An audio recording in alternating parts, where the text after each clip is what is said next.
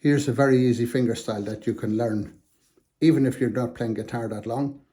And to give your practice more variety, instead of strumming a song with maybe easy chords like G, C, D,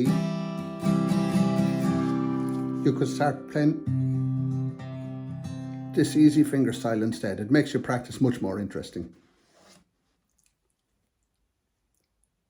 One of the mistakes a lot of people make playing fingerstyle is the hold almost like the way they would hold a plectrum. And that hand position is fine for holding your plectrum, but for fingerstyle guitar, we need the knuckles very, very high.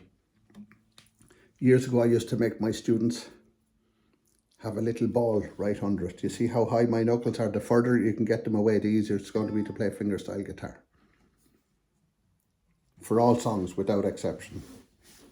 If you look at the cover of some of my books, you'll see a ball. Look closely, you'll see a ball under. That's why it's there.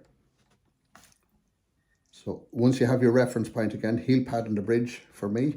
It could be the little or third finger or both, but you must have a reference point in order to be able to play fingerstyle without looking at it long term. C chord then very slowly. Thumb off the fifth. First finger off the third. Up.